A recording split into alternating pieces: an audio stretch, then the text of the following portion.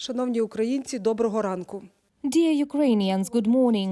We were waiting for an official notification from the International Committee of the Red Cross, so after receiving it, we can make the following statement.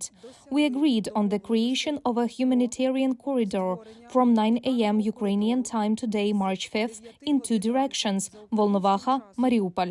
Through the International Committee of the Red Cross, we agreed the routes, how the column will move, how the delivery of humanitarian goods will take place through this corridor, and received confirmation from the Russian side. So, as of now, the routes are as follows: Mariupol, Nikolske, Rozivka, Bilmak, Pologe, Orikhiv, Zaporizhia. This is the first route. We plan to evacuate about 200,000 people. Next route: Volnovakha, Valerianivka, Novoandriivka, Kirillivka, Vuhledar, Pokrovsk, and Zaporizhia. Here we plan to evacuate more than 15,000 people.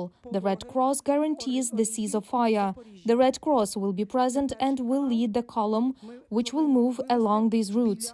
Relevant local administrations, namely the civil-military administration of Donetsk region, headed by Mr. Pavel Kyrylenko, are notifying and collecting people. Collection points: the central squares of Volnovakha and Mariupol. I thank all the volunteers, the Ukrainian Red Cross, all involved. It really was a difficult joint effort. However, during the silence regime, our military reports that in the area of the declared route, Russian troops are using the ceasefire to move forward. I would like to address the Russian authorities and say this.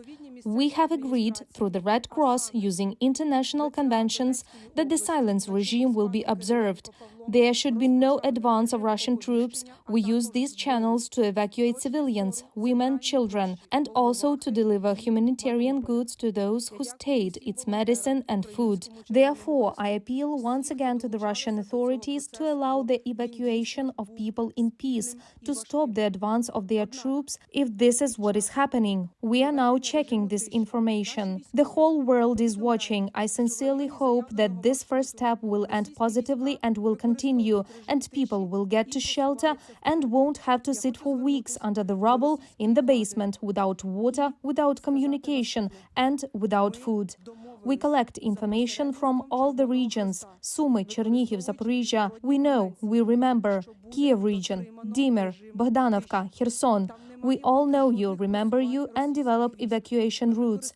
Let's organize ourselves, let's work together, and let's cooperate with the Red Cross, with international organizations that should become mediators to guarantee a ceasefire. Thanks. Glory to Ukraine.